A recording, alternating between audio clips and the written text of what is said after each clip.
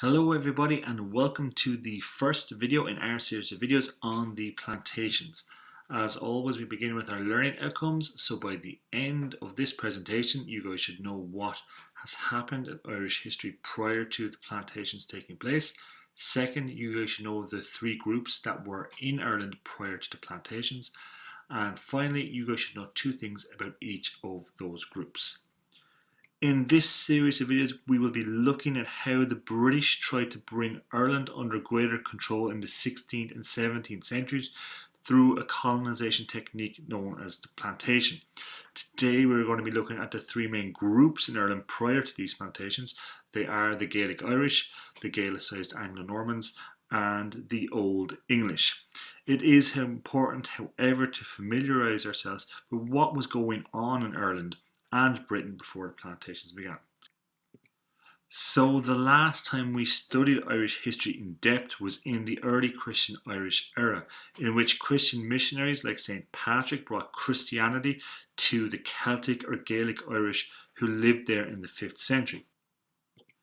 In our study of early Christian Ireland, we also saw how the Vikings came and raided monasteries, but eventually started to build long forts, which developed into the first towns in Ireland like Wexford, Waterford, Cork, and of course Dublin. Dublin in particular became a huge part of the trade networks that existed in Northern Europe.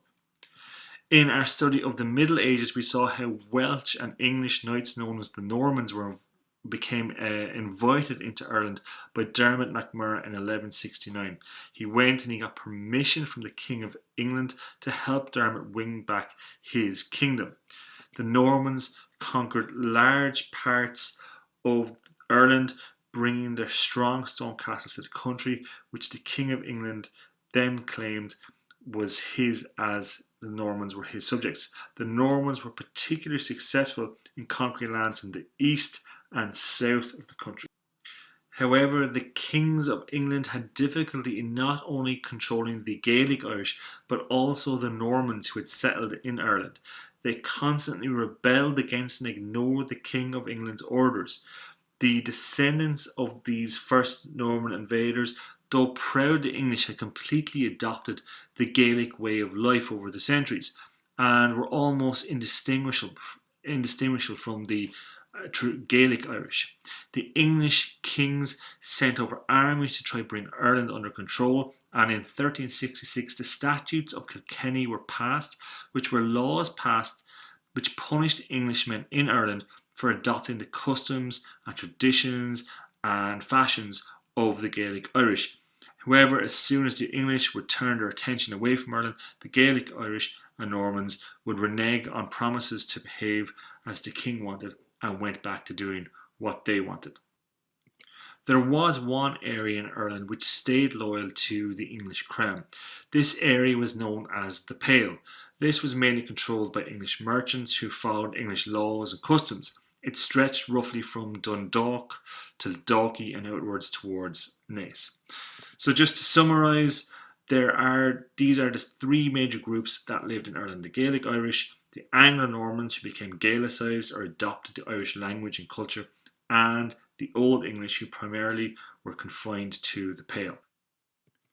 Ulster and the west of Ireland were the areas where the Gaelic Irish were at their strongest, with the O'Neills in the north of Ireland probably being the strongest and most powerful clan. But on top of them you also had the O'Donnells in modern day Donegal, or Tír Connell as it was called at the time, and these were two of the most powerful clans in the whole of the country. There were strong Gaelic families like the MacMurroughs, the O'Moores and the O'Connors in Leinster, and also the McCarthys down here in Munster. There were also the O'Malleys here in Connacht, from which the famous Grace O'Malley would have come from. These clans lived by a law code known as Brehon law. Each clan had a king, and each king ruled over a number of families. Once the king died, his successor was chosen from the royal family known as the Derfin. Because there were so many people trying to lay claim to the throne, it led to intense rivalry and even wars within clans. The Gaelicized Anglo-Normans were the next group, and the most powerful families ruled the earldoms of Kildare, Ormond, here based around Kilkenny, and the earldom of Desmond, here in Munster. Though they adopted many Gaelic traditions, when the earl or leader of one of the earldoms died, he would be succeeded by his eldest son. The most powerful of these Anglo-Norman families were the Fitzgeralds, who were the Earls of Kildare.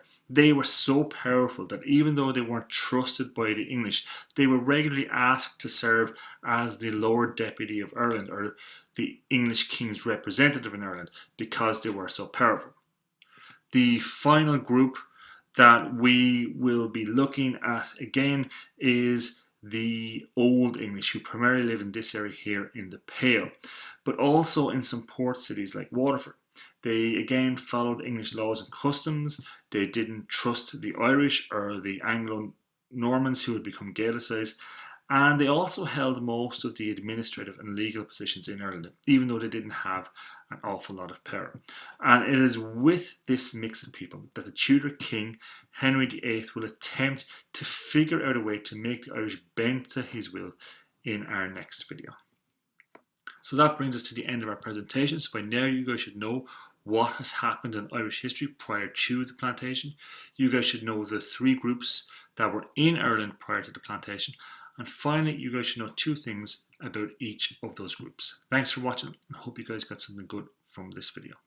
Hello everybody, and welcome to the second video in our series of videos on the plantations. As always, we begin with our learning outcomes. So by the end of this presentation, you guys should know how and why Henry VIII established the Anglican Church. You guys should know what led to Henry adopting the policy of surrender and regrant. And finally, you guys should be able to explain what the term surrender and regrant was. In our last video, we looked at what was going on in Ireland prior to the adoption of the plantation strategy by the English. And today we will look at what was going on in England and the issues they had with the Irish that led to the adoption of the plantation policy. The 15th century was a tumultuous time in England. A civil war known as the War of the Roses raged in England between the years of 1455 and 1485. It was a battle between two royal families in England, the House of York, which was represented by the White Rose, and the House of Lancaster, which was represented by the Red Rose. The eventual result of the war was victory for the House of Lancaster after the final big battle of the war, the Battle of Bosworth. The head of this family was a man called Henry Tudor, and he was crowned King Henry VII of England and Lord of Ireland in 1485. In relation to Ireland, Henry VII found that despite constant rebellion and insubordination from the Irish, he was not strong enough to directly challenge their power. In fact, attempts to remove the Earl of Kildare, the most powerful of the Gaelicized Anglo-Normans, after he had twice went against Henry VII and supported the House of York, had failed. Henry VII had to keep the Earl of Kildare as Lord Deputy, or the King's representative in Ireland. However, Henry kept England peaceful and he managed to sort out the economy. He was succeeded in 1509 by his son, the infamous Henry VIII. Henry was well known for his large appetite for food and women, and he married 6 times in his lifetime. Henry really disliked being opposed on any issue. So when the Pope refused to annul or end Henry's marriage to Catherine of Aragon after he had become infatuated with the young Anne of Boleyn, he forced the English Parliament to name him, and not the Pope, as the supreme head of the Church in England in 1534. His first act in setting up this new Anglican Church was to end his marriage with Catherine and marry Anne Boleyn, and they lived happily ever after. Well, not really. He had her beheaded in 1536, 2 years later, so he could marry his next wife, Jane Seymour. This action was known as the Act of Supremacy, and it started the English Reformation. This Reformation was different from the other Reformations of, say, Martin Luther or John Calvin, which were happening around the same time. They were concerned with spiritual issues, while the English Reformation was concerned with political ones. Henry's changes didn't really affect church teachings, only the way the church was governed. So for the majority of the people, it didn't affect their day-to-day relationship with the church. However, one of the most controversial things that Henry did was to get rid of all the monasteries in England, and this is known as the dissolution of the monasteries. Again, Henry wasn't opposed to them on any kind of theological grounds, but was worried about the monastic order's loyalty, as they weren't directly under the bishop's control, who was now under Henry's control, but instead these monastic orders were under the rule of their head of the monasteries, which usually were on the continent and regularly in Rome. Henry wanted to reduce the church's power in England and to raise money for wars in France, Scotland, and of most interest to us, Ireland. Henry was unhappy with how powerful the Earl of Kildare was, and in 1534 he decided to act on this. So he summoned the Earl of Kildare to London. The Earl died in London, and his son believed that he had been executed, whereas instead he had died from a gunshot wound sustained in Ireland while fighting the local Gaelic Irish. His son, Silken Thomas Fitzgerald, rebelled against Henry, sparking the Kildare Rebellion, which lasted from 1534 to 1539. Henry sent over a large force and he defeated Silken Thomas and the Fitzgeralds of Kildare. The English expected to easily defeat the Gaelic Irish and the Gaelicised Anglo-Normans, who were allies with the Earl of Kildare, and they did. But after every summer of fighting in Ireland, the Irish would regroup in the winter and fight again the next summer. And this cost Henry a lot of money, so he came up with a new policy called surrender and regrant. This policy meant that all Irish landowners were to surrender their lands to Henry VIII, who took the new title of King of Ireland as opposed to Lord. They were due to swear an oath of loyalty to him as King of Ireland and head of the church, and this was called the Oath of Supremacy. If any of the landlords were guilty of acting against the king or rebelled against him, then they would forfeit their lands to the king. In return, he would allow them to be official tenants on the land, recognised within English law, and be given English peerage titles such as the Earl. So, for example, the Gaelic leader of the O'Neills in Tyrone became the Earl of Tyrone. This policy was very popular with the Gaelic Irish, as under English law they tightened their control on power, as now the eldest son of the Gaelic lord would automatically become lord after he died, and it wouldn't be decided by the Derfin, which we looked at in the last video, and it would give the head of the clan more land. However, this policy, though an improvement on trying to control Ireland with an army, still wasn't sufficient, and in the next video we will see the new policy of plantation. So that brings us to the end of our presentation. So by now you guys should know how and why Henry established the Anglican Church. You guys should know what led to Henry adopting the policy of surrender and regrant. And finally, you guys should know what surrender and regrant was. Thanks for watching. Hope you guys got something good from this video. Hello everybody, and welcome to the third video in our series of videos on the plantations. As always, we begin with our learning outcomes, so by the end of this presentation you guys should know how Edward VI changed the policy towards Ireland. Second, you guys should know why Queen Mary I adopted the policy of plantation and what this policy was. And finally, you guys should know 3 facts about why what that plantation was and why it failed. In our previous videos, we saw how the people in Ireland could be divided into 3 main groups: the Gaelic Irish, Anglo-Normans, and the Old English. We also saw how King Henry VIII broke with the Catholic Church and established himself as the head of the English or Anglican Church. And we also saw how he found it too expensive to keep an army in Ireland to keep the Irish under control, and he adopted a policy of surrender and regrant, where Gaelic lords surrendered their claims to their kingdoms to Henry and promised loyalty to him in return for the land back and an English title like Lord. Adopting English laws was a big change, as before this the land was owned by the whole clan, and they elected the leader, known as the Taoiseach. The Taoiseach was only given a section of the land while he was leader. Under the English law of succession, the eldest son of the leader got everything, and resulted in increased wealth and power for one family instead of for the whole clan. This policy enjoyed remarkable success, but there was opposition in England and among the Old English who believed the Gaelic Irish couldn't be trusted. So When Henry died in 1547 and was succeeded by his 9-year-old son, Edward VI, there was a change in policy. Edward was controlled by his Lord Protectors, who held the real power. These were advisors, and they were determined on two things: the conquest of Ireland and the imposition of the Protestant religion. His policy of conquest, or the Lord Protector's policy of conquest, led to them trying to maintain a large army in Ireland, which again proved to be a very expensive policy. Also, the policy to impose the new Anglican religion was controversial, as they tried to change the teachings of the Church by introducing a new common book of prayer that should have been used in all Anglican churches. Again, this was a shift from Henry. He was only interested in who governed the church and not in the actual teaching.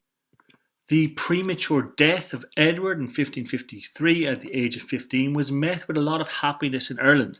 Even the Old English who lived in the Pale were quite happy, as they had been really not too pleased with his meddling in the church. Edward VI was succeeded by his older sister, Queen Mary I.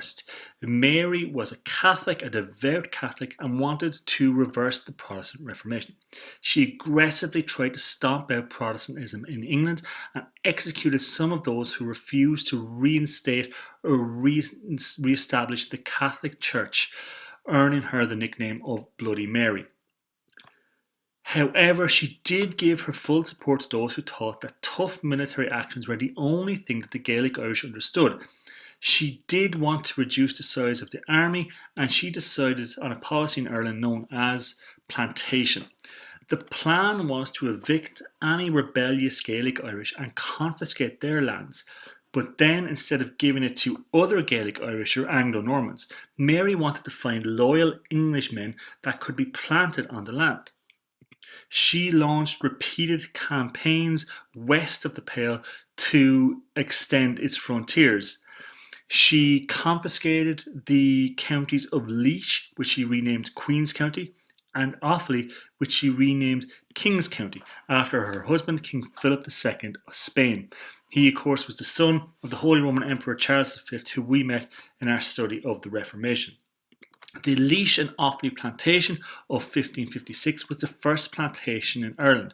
The plan was to plant or colonise the two counties with loyal subjects.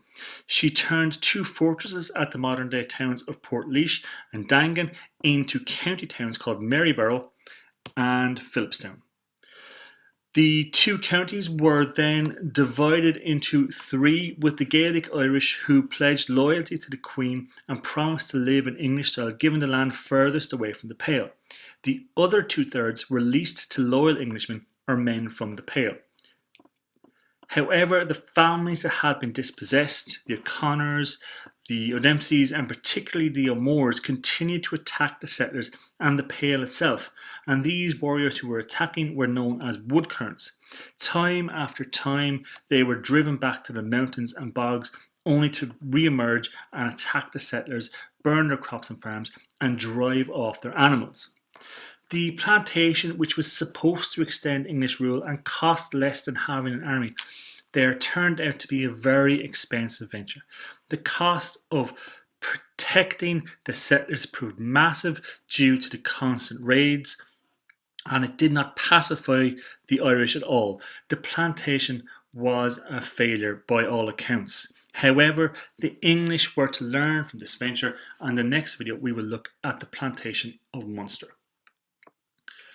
That brings us to the end of our presentation. So by now you guys should know how Edward VI changed the policy towards Ireland. You guys should know why Queen Mary adopted the policy of plantation and what this policy was. And finally, you guys should know 3 facts about the plantation and why it failed. Thanks for watching. Hope you guys got something good from this video. Hello everybody, and welcome to the 4th video in our series of videos on the plantations. As always, we begin with our learning outcomes, so by the end of this presentation you guys should know what led to the Munster plantation taking place. You guys should know 3 facts about how the Munster plantation was organised, and finally you guys should know 3 reasons why the Munster plantation was not a success. We saw in our last video how Queen Mary I adopted a new policy known as plantation in Laois and Offaly to try to extend English control west of the Pale. Mary's reign as queen was short, as she died in 1558. She was succeeded by her sister, Queen Elizabeth I, a daughter from Henry VIII's second marriage to Anne Boleyn, who unfortunately had her head chopped off by Henry after being accused of witchcraft, among many other things. Elizabeth immediately reversed Mary's religious policy and re-established Protestantism as the official religion of England. She once again made the ruler of England the supreme governor or head of the Church of England and Ireland. As far as her policy towards Ireland, Elizabeth met many of the same problems that her sister, her brother, and her father had met, mainly that insubordinate Irish lords resented and kicked against royal authority. In her early attempts to bring Ireland firmly under English control, she focused on subjugating Ulster, which would have been known as the most Gaelic part of Ireland. Here she clashed with Shane O'Neill, who was sometimes known as Shane the Proud, and she attempted to plant Ulster, but the attempts turned out to be a complete failure, and Elizabeth's attentions were turned to the south of the country and the Gaelicised Anglo-Normans. So in the south of the country, the Earl of Desmond, Gerald Fitzgerald, who had large tracts of lands around Cork, Limerick, Kerry, Tipperary and Waterford, was once again at war with the Earl of Ormond, Thomas Butler, and he had his land sent around Kilkenny. And this was all taking place in the year 1565. Both were summoned to England and fined for waging war in Elizabeth's realm and promised not to do so again. The Earl of Ormond ended up being true to his word, but the Earl of Desmond didn't like Elizabeth interfered in his affairs, and he also was unhappy at the re-establishment of the Protestant Church.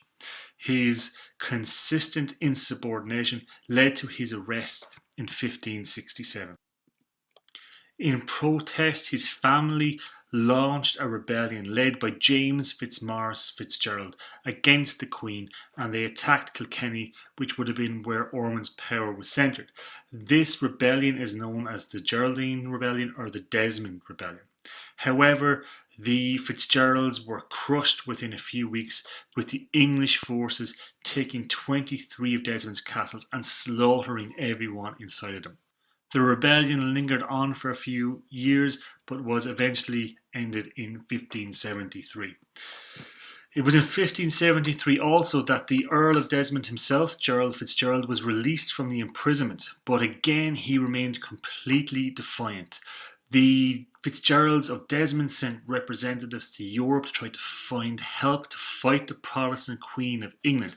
And in 1579, Pope Gregory XIII sent 600 troops who landed at Smerwick Harbour in County Kerry, and they built a fort there known as Dunanore, or the Fort of Gold.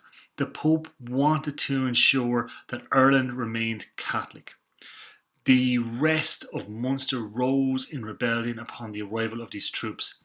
However, the fort itself was surrounded by English troops who heard of the coming of the Pope's forces, and they were led by the Queen's representative, the Lord Deputy, a man named Arthur Grey. They massacred everybody in the fort.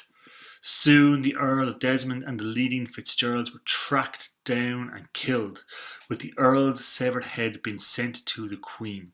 The second Desmond or Geraldine Rebellion was over in 1583. After more than 3 years of brutal, merciless warfare, the land in Munster was completely left in ruins and a famine swept across the area. It's estimated that about 30,000 people had been killed in the fighting of the Desmond Rebellion. The land was almost empty, and under the conditions of surrender and regrant which we met under King Henry VIII, the Fitzgerald's lands were now forfeited to the Crown. So this seemed to be the perfect condition to plant the lands of Munster with loyal subjects. There was a quick survey done of the land, and nearly 250,000 acres of good land and 250,000 acres of poor land were identified and divided up into 35 settlements. Elizabeth encouraged English planters known as undertakers, who were given estates ranging from 4,000 acres to 12,000 acres, so long as they promised to undertake Elizabeth's conditions. They were required, first of all, to bring over English tenants and staff to work on their estates. They were to introduce English methods of agriculture and to remove all Irish from the land. Sir Walter Raleigh, an English explorer, got a massive estate of 42,000 acres in Youghal of Cork.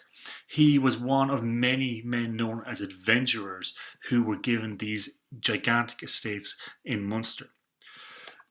The Undertakers also promised to defend Ireland from any Spanish invasion.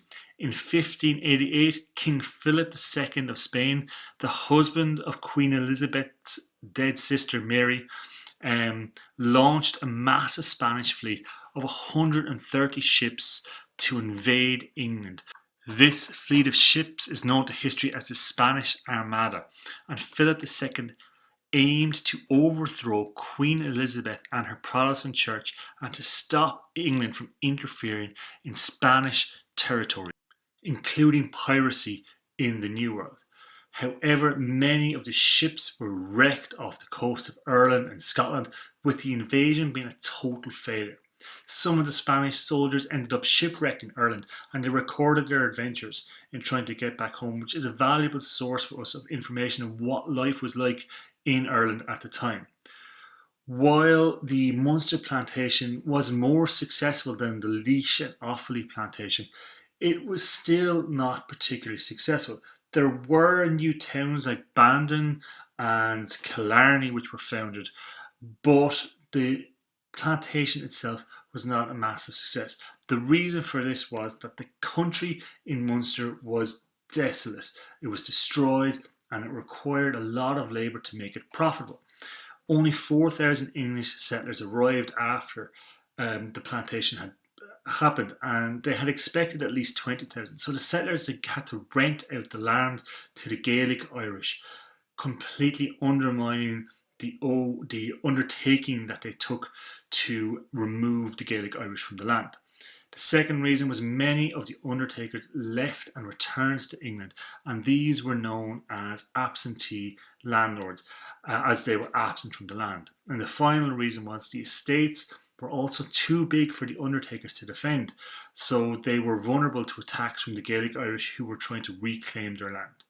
However, the English would learn from these two plantations, and when the powerful Gaelic lords in Ulster rebel, it gives the English the opportunity to take the lessons they learned and to try to colonise the wildest part of Ireland, Ulster. So that brings us to the end of our presentation. So by now you guys should know what led to the Munster plantation taking place. Second, you guys should know 3 facts about how the Munster plantation was organised. And finally, you guys should know 3 reasons why the Munster plantation wasn't a success. Thanks for watching. Hope you guys got something good from this video. Hello everybody, and welcome to the 6th video in our series of videos on the plantations. As always, we begin with our learning outcomes, so by the end of this presentation you guys should know the 3 types of planters and the conditions they had to accept. Second, you guys should know the layout of the plantation towns, and finally you guys should know how and why the plantation was successful. Last time we saw how the rebellious Gaelic lords of Ulster rose in rebellion against Queen Elizabeth, only to suffer a devastating defeat at Kinsale in the 9 Years' War. We saw how they were given lenient terms in the Treaty of Mellifont, as the Queen had died and been replaced by her cousin James I. And finally we saw how these Gaelic lords, or the Earls of Ulster, left in 1607 in an event known as the Flight of the Earls, to try to get help in Europe to resist James I's policy of persecuting Catholics. Now, prior to the Flight of the Earls, something was happening that was a worry to the Gaelic lords and really an example to King James I. After the Treaty of Mellifont, hundreds of Scots and English began to cross the Irish Sea to start a new life in East Ulster, or modern-day Antrim and Down, which had been devastated by the recent rebellions. These counties were planted as part of a private plantation, and that means a plantation that was not funded by the Crown, but instead funded by private individuals. In this case, the private individuals were Lord Hugh Montgomery and Lord James Hamilton. They were men responsible for organising this private plantation. It was actually a major success, and one of the reasons for this was because they brought lowland Scottish tenant farmers and their families to plant these new lands. And these tenant farmers were used to living in very similar damp conditions, and they were used to living off subsistence farming, as opposed to the undertakers of Munster, who were not used to living on small plots. The government, under the orders of James I, sponsored the plantation of the first 6 counties of Ulster: Armagh, Cavan, Derry, Donegal, Fermanagh, and Tyrone. A commission of inquiry was set up, and they sent surveyors who were protected by soldiers to survey the land and determine that there was roughly about 4 million of acres available for planting. The land was divided into Crown land, which belonged to the king, and church land, which belonged to the Protestant Church of Ireland, which was the equivalent of the Anglican Church. The Church of Ireland got roughly 16% of all the land that was divided up, and Trinity College was also part of the church land, and that was given 3%. The Crown land was divided into estates of 1,000, 1,500 and 2,000 acres. And under the Articles of Plantations, which set up the rules of the plantation, these estates were to be given to 3 different types of people: undertakers, servitors, and loyal Irish. So who were these people? Well, the undertakers were English and Scottish planters brought over to Ulster. One of the conditions of them receiving land was that they couldn't have any Gaelic Irish tenants, but their rent was kept cheap, and they only had to pay £5.33 per 1,000 acres. They also rented the vast majority of the land, getting 36% of all the land. The servitors were the next group, and these were English soldiers and officials who were owed money, and a lot of money, after defeating the Earls of Ulster in the 9 Years' War, and they were given land as part of a payment. They did pay a higher rent than the undertakers of around £8 per 1,000 acres, but they were allowed to keep Irish tenants. They were given they were the smallest group and took around 12% of the land. The third and final group were the loyal Gaelic Irish. These men were given the worst of land and settled near servitors in case they rebelled. They were the Gaelic Irish who hadn't joined in O'Neill and O'Donnell's 9-Year War, but still not massively trusted. They paid the largest rent, roughly £10.46 per 1,000 acres, and they were also allowed to have Irish tenants, which many people will be surprised by, but they were expected to keep these Irish under control. And the loyal Irish got about 20% of the land of the plantation. Now, all these groups had to meet other conditions. If you had 1,000 acres of land, you had to build a bawn, and this was for defensive purposes if there was another rebellion. A bawn was a stone wall around an enclosure. If you had 1,500 acres, you had to build a bawn and a stone house. And with 2,000 acres, you had to build a bawn and a defensive tower or a stone castle. At first, not many undertakers came forward, so James I persuaded a group of 12 London guilds to undertake the plantation of the whole of County Derry, which was roughly 10% of all the land of that 4 million acres. This group, known as the Irish Society, was to take land on the same terms as the undertakers and to build 2 fortified cities at Coolraine and at Derry, or Londonderry, which had been a fort established by Mountjoy's men during the 9 Years' War.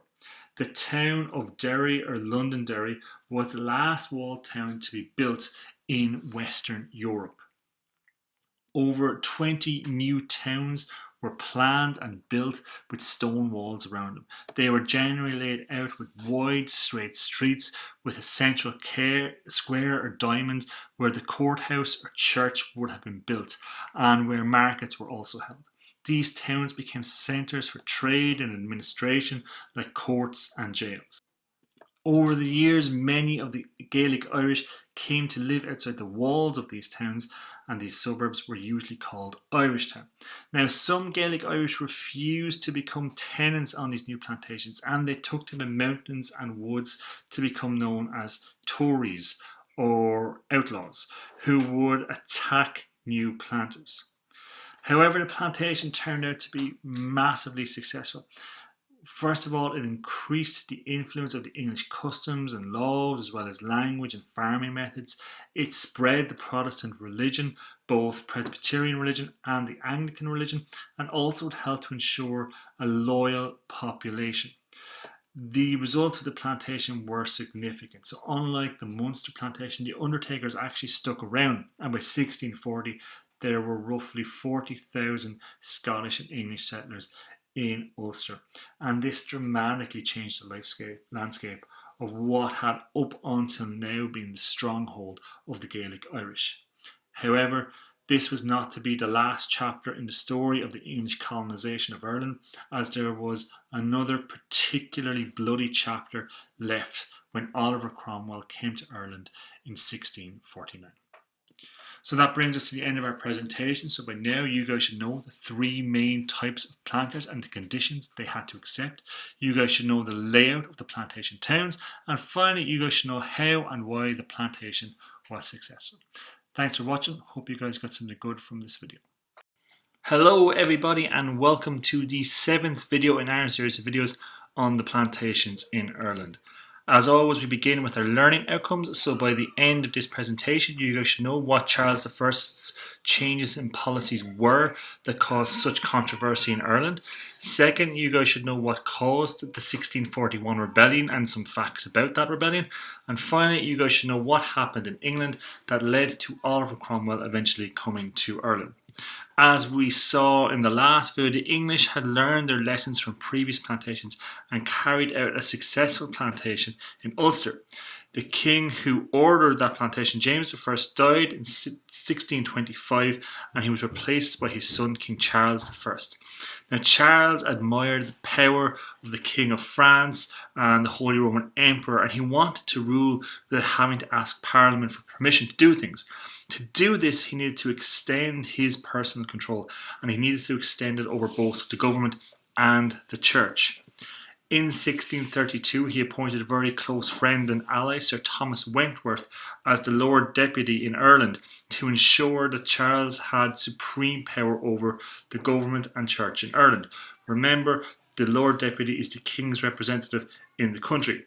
As the King's representative, Wentworth alienated himself from all the traditional groups in Ireland, extorting money from the Old English with the Pale, and pushing Protestantism and planning the plantation in Connacht. However, this plantation never actually came to pass, as Charles was getting in trouble back in England. So what was the trouble that Charles was getting into? Well, he refused to use Parliament, who then in turn refused to vote him the money he needed to rule. So he imposed a lot of unusual taxes to get his money, like a tax on ship money, the tax trade on the sea. This affected the Ulster guilds we looked at who planted Derry in the last video. They resisted paying these taxes, and in 1639 Charles officially confiscated their lands. However, probably the biggest mistake that Charles made was trying to establish greater control of the church for himself. He alienated the Catholic Old English and the Gaelic Irish by persecuting them, but he also managed to alienate a lot of the new planters in Ulster. Now, until now, the Church of Ireland had tolerated a wide range of Protestant beliefs and practices. So Presbyterians, who had large numbers among the Scottish planters in Ulster, were happy to join Church of Ireland churches as they could continue to practice their religion as they believed they should. However, Lord Deputy Wentworth enforced Charles's vision of a uniform church by introducing a new common book of prayer. This policy met massive resistance in both Scotland and Ulster, and the Scottish agreed to take a covenant, which is a religious vow to resist these changes. In 1639, Wentworth marched to Ulster to force the Ulster Scots, who had signed up to this covenant, to take the Black Oath, denouncing their covenant. But these Covenanters, as they were known, had powerful friends in Parliament, which was in opposition to King Charles I. They used their power to impeach Wentworth. They found him guilty of treason, and in 1641 they executed him. And this further deepened the divide between Charles I and the Parliament. The Gaelic Irish were closely monitoring all these developments, and when Charles suffered a military humiliation in Scotland in 1640 trying to enforce his Common Book of Prayer, the Gaelic Irish believed it was time to rise in rebellion to try to take back their land. The rebellion under the leadership of Sir Phelim O'Neill started on the 22nd of October in 1641 in Ulster. The Irish victories were so quick and decisive in the first few days that they really didn't know what to do with all of those who had surrendered. Thousands of planters were driven off the land, and thousands more were massacred by the Gaelic Irish. Stories of the massacres were exaggerated in England and were met with absolute horror. The 1640s turned out to be one of the most confusing periods in Irish history, as while this rebellion was happening, civil war broke out in England between Charles I and his defenders, called the Cavaliers, against Parliament's Roundheads, as they were called, with Oliver Cromwell emerging as one of their greatest leaders. This led to the shifting of allegiances between all four groups in Ireland: the Gaelic Irish, the Anglo-Norman Irish, the Old English, and now the New English, who had been planted recently. And there were years of massacres and battles and sieges. English government in Ireland pretty much crumbled, and in October 1642, the Gaelic Irish and the Old English, who had always been traditionally enemies, united to form the Confederation of Kilkenny to rule the country.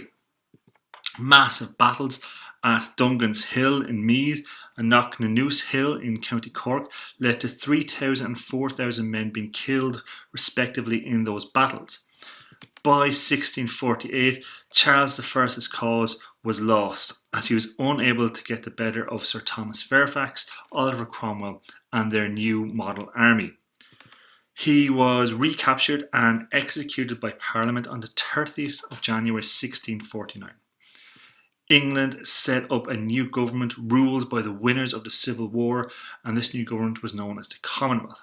One of the first things the new Commonwealth government did was turn its attention to crushing the Irish who had opposed them.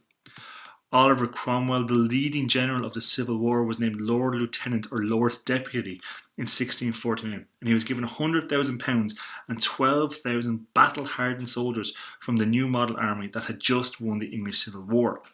Cromwell made it clear from the beginning that he wasn't just coming to put down the rebellion, but he was coming for revenge for the massacre of the Protestants in 1641 when the rebellion began. And in the next video, we will see Cromwell's brutal invasion of Ireland.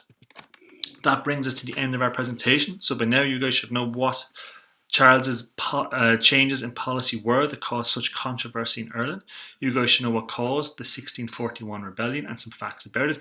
And finally, you guys should know what happened in England that led to Oliver Cromwell eventually coming to Ireland. Thanks for watching. Hope you guys got something good from this video. Hello everybody, and welcome to the 8th and final video in our series of videos on the Plantations.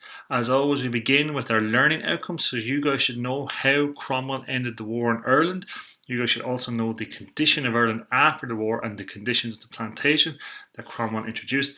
And finally, you guys should know the consequences of these plantations. We saw in the last video how the Parliament Roundheads defeated King Charles I's Cavaliers in the English Civil War, thanks in large part to Sir Thomas Fairfax and Oliver Cromwell's new model army. However, the war hadn't ended in Ireland, with many in the country still fighting for the dead king's cause. Cromwell came to Ireland in 1649 to finish the war. He landed in Ringsend in Dublin in August 1649, unopposed after the rebels had failed to capture Dublin. His first objective was to take the walled city of Drogheda, which blocked the way to Ulster, where the massacres had happened.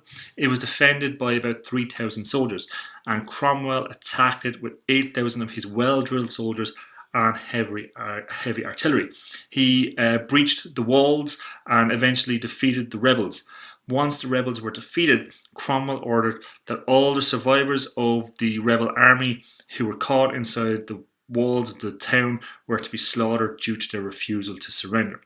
This was meant to be a warning to the other towns, and rebel soldiers at walled garrisons in places like Trim and Dundalk fled upon hearing about this massacre. His next target was Wexford in the southeast of the country, which was an important port from which Irish pirates had been attacking English trade ships. The garrison of soldiers at Wexford prepared to fight, refusing to surrender. However, a rebel officer, scared that another massacre might occur, allowed Cromwell and his army in. Once they got in, Cromwell showed even more brutality than he had in Drogheda. He killed all the rebel soldiers and then he massacred the townspeople of Wexford. Upon hearing this, the towns of New Ross, Youghal in County Cork, Cork City in County Cork, and Kinsale in Cork all surrendered. Kilkenny, the seat of the Confederation of Kilkenny, which was founded in 1642, was also betrayed by a frightened trader who allowed Cromwell in, and Cromwell took the city at the end of March 1650. The last town taken by Cromwell was Clonmel in County Tipperary, where they put up a gallant fight. They actually ended up killing 2,000 of Cromwell's troops, but they were eventually defeated, and the leaders of the defence retreated to Limerick in 1650. 2 weeks later, Cromwell left Ireland, leaving his forces to his son-in-law Henry Ireton. Cromwell had been in Ireland for roughly 9 months, and he had caused massive suffering and death to the country. Ireton and his successor, General Ludlow, cleaned up the rest of the rebel cities. Limerick fell in 1652, and Galway was the last of the towns to fall to the English in May of 1652. 30,000 rebel soldiers were allowed to leave to enlist in countries not at war with England, and the war itself in Ireland was over by 1653. After the campaign, the towns and economy of Ireland were in ruins. Thousands of men and women and children were sold into indentured servitude or a form of slavery to work on the plantations in the Caribbean. This assault on Ireland was very expensive. Cromwell not only had to pay his soldiers, but also he had to pay back the men who had provided loans for the Civil War and the campaign in Ireland. Cromwell believed that a plantation was the best way to raise the money for this, and he also wanted to crush the Catholic religion and punish the rebel leaders. Under the Act of Settlement of 1652, England confiscated 3/4 of the land of Ireland. They confiscated the land of those who had fought against Parliament, and if you couldn't prove your loyalty, then you lost your land also. The dispossessed Irish were transplanted to Connacht in County Clare. The order was to remove themselves, their servants, and their goods to Hell or to Connacht by May 1st in 1651. The land was west of the River Shannon, which we can see here, and there was a mile-wide strip along the River Shannon and the coast of Connacht that only soldiers could settle on. Now, Catholic landlords were removed from this territory, but farmers and labourers were left on the 3/4 that the English had confiscated to work the land. It was at this time that the most detailed map of any country in Europe was drawn up for Ireland by a man called William Petty. He accurately mapped roughly 11 million acres of confiscated land in 22 counties, which was divided between adventurers who had helped pay for the war and soldiers who had fought in it. And this survey is known as the Down Survey, we believe, because the survey was written down. Very original, I know. Now, this was the largest plantation undertaken by the British, and while it failed to wipe out the Catholic religion and make Ireland a loyal part of England, it did have massive and far-reaching effects. There was a massive change in the social structure of the country. In 1641, even after the plantations of Munster, the very successful plantation of Ulster, and the less successful plantations of Laois and Offaly, not to mention the native plantations that had taken place, Catholics still owned 3/5 of the land. However, by 1651, this had been reduced to merely a sixth, and this area was mainly in Connacht. Another consequence was that religious conflict would continue to be a feature of Irish history for over 300 years after these events. As for Oliver Cromwell, he ruled England not as king but as something called Lord Protector until his death in 1658. Upon his death, Parliament decided to return the Royalists to power, and the son of the executed Charles I, Charles II, was restored to power in 1660, and he reigned until 1685. However, controversy reigned again when Charles II's successor, James II, was a Catholic. England and Ireland erupted into war again, with James being removed as king in 1688 and replaced by his Protestant daughter Mary and her husband William of Orange. James came to Ireland for support to try and win back his throne. He and his supporters laid siege to the city of Derry for 105 days. However, they were unable to take the city, thanks to the help of 13 apprentice boys who closed the gates of the walled town in time. In 1689, William's army in Ireland defeated James II's army at the Battle of the Boyne on the 12th of July, ending yet another Irish insurrection. This saw a reintroduction and also an escalation of anti-Catholic and also Presbyterian laws known as the penal laws. Now, the Plantations is one of the most important events in shaping the country of Ireland, and it has been struggling with its consequences ever since. So that brings us to the end of our presentation. So you guys should now know how Oliver Cromwell ended the war in Ireland. You guys should know the condition of Ireland after the war and the conditions, the plantation that Cromwell introduced. And finally, you guys should know some of the consequences of the Cromwellian plantation. Thanks for watching. Hope you guys got something good from this video.